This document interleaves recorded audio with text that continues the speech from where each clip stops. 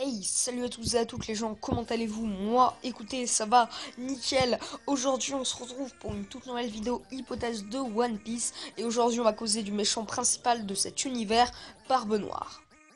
Je tiens aussi à préciser que c'est une hypothèse très connue, ce n'est pas moi qui l'ai inventée. Donc voilà, je voulais vraiment mettre ça au clair avant de commencer la vidéo pour pas que voilà, vous croyez que c'est moi qui ai inventé cette hypothèse alors que c'est totalement faux. C'est une hypothèse très connue, mais j'en suis sûr que toi qui es derrière cet écran, tu ne la connais pas. Aujourd'hui, on cause de Barbe Noire et ses trois personnalités. Alors déjà, pour ceux qui ne savent pas qui est Barbe Noire, alors Barbe Noire c'est le méchant principal de l'univers de One Piece. Peut-être pas le méchant vraiment principal, mais en tout cas il a un rôle très important dans cet univers et c'est un peu le rival de Luffy. Puisque c'est un gros salopard, on le qualifie comme étant un méchant et moi c'est mon méchant préféré.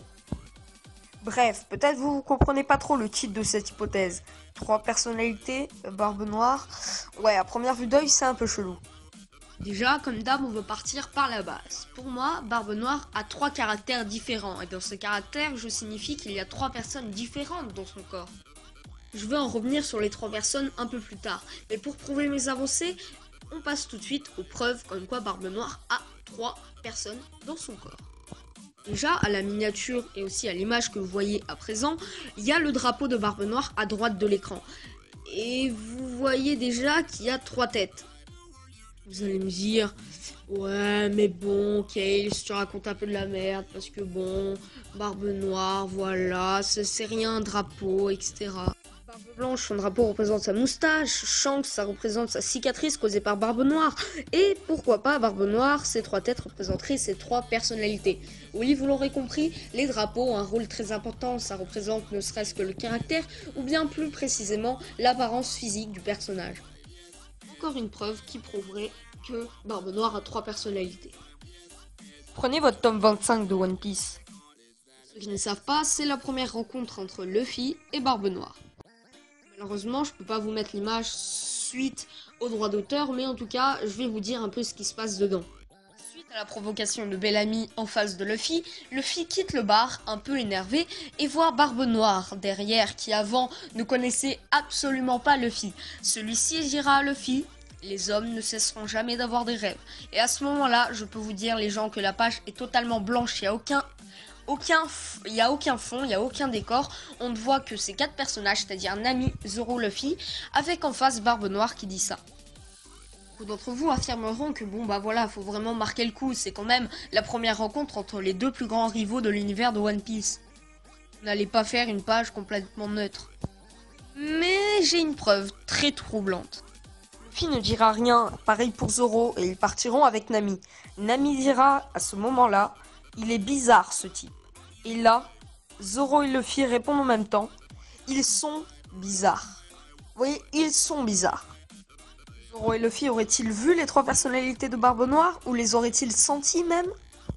Beaucoup d'entre vous me diront: ouais mais voilà, puisque les acolytes de l'équipage de Barbe Noire étaient sur l'île, bon bah peut-être que Luffy et Zoro les ont sentis, les ont vus, etc.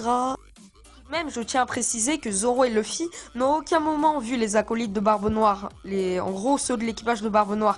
Ils les ont vus que après que ce moment arrive, quoi. Donc ça veut dire que oui, à aucun moment Zoro et Luffy ont appris l'existence des acolytes de Barbe Noire, et donc à ce moment-là, oui, ils ont vu les trois personnalités de ce personnage. Vous suivez? Ok, bon bah là, on va commencer avec le chaud. Vous vous en doutez, vous derrière votre écran, vous attendez que ce moment-là de savoir quelles sont les trois personnalités de Barbe Noire. Mais avant de commencer, je tenais à mettre les choses au clair parce qu'en fait, il y avait une hypothèse comme quoi en fait Barbe Noire, comment on sait voilà quand il change de personnalité, etc. En fait, il y a une personnalité où il a les yeux noirs, donc c'est-à-dire les yeux normaux, une personnalité où il a les yeux tout blancs, c'est-à-dire en fait il a les yeux blancs et le cercle noir, voilà, normal, donc c'est-à-dire qu'il là c'est voilà, et aussi la troisième personnalité, là bon bah les yeux, on sait pas comment ils sont. On sait pas comment différencier la troisième avec les deux premières. C'est très important ça, car alors aujourd'hui, je tiens à vous dire que moi, dans l'hypothèse, et toutes les personnes qui ont fait cette hypothèse ne savent pas quelle est la troisième personnalité de Barbe Noire. C'est un peu une hypothèse incomplète. Bref, puisqu'on ne sait pas la troisième, ça va pas nous empêcher de citer les deux premières. D'abord, il y a le Barbe Noire normal, le Barbe Noire un peu gentil. Comme celui avec la première rencontre de Luffy, ou bien encore celui sur le bateau de Barbe Blanche. Et il y a la deuxième personnalité, celui qui complote en secret. Qui est aussi celui qui est sur le bateau de Barbe Blanche. C'est-à-dire que Barbe Noire tourne du gentil au méchant. Prenons l'exemple par exemple, Barbe Noire à un moment il est gentil, s'amuse avec ses copains, et d'un autre côté quand il change de personnalité, il oublie totalement le côté gentil, même s'il essaie d'être un peu gentil, etc. Pour en fait penser à son fruit du démon qu'il veut vraiment retrouver, le fruit des ténèbres. Vous voyez ce que je veux dire? C'est-à-dire qu'il peut changer à tout moment de personnalité. Comme je vous l'ai dit, à l'heure d'aujourd'hui, toutes les personnes qui ont fait cette hypothèse ne savent pas quelle est la troisième personnalité. Donc n'hésitez pas à me le dire en commentaire. Bon, vous en doutez, il y a des failles dans cette hypothèse. Déjà, à presque tous les moments où on a vu Barbe Noire, à aucun moment on le voit comme étant un gentil, à part sur le bateau de Barbe Blanche. Et encore, au bout d'un moment, il tue son pote, donc bon, bah voilà.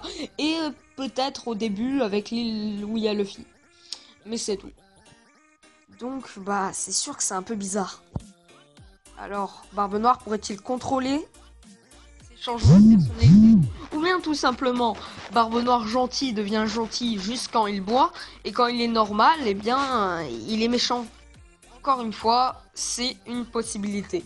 Ou bien peut-être même encore, a-t-il un moyen pour en fait les choisir, quoi, comme s'il voulait choisir ses personnalités, même si ce serait un pouvoir un peu abusé. Peut-être a-t-il mangé un fruit du démon, sachant qu'il peut en ingurgiter beaucoup. Peut-être a-t-il mangé le fruit de Leeds, c'est-à-dire que c'est un fruit du démon qui permet d'avoir plusieurs têtes.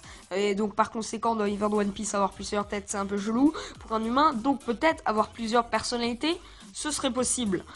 Et dans ce cas-là, manger plusieurs fruits du démon, ça expliquerait pourquoi Barbe Noire peut manger plus de 2 fruits du démon. Donc il en a 3. Sur ce, je vous laisse sur ça. J'espère que cette petite vidéo hypothèse, excusez-moi, vous aura plu. En tout cas, moi j'ai mis pas mal de temps à la faire, donc j'espère que mon travail aura servi à quelque chose. Sur ce, je vous laisse. On se retrouve tout à l'heure avec la revue du dernier scan de Fairy Tail. Je vous laisse. J'espère que ça vous aura plu. Vous pouvez liker, commenter, vous abonner. Bref, comme d'habitude, salut tout le monde. Tchuss!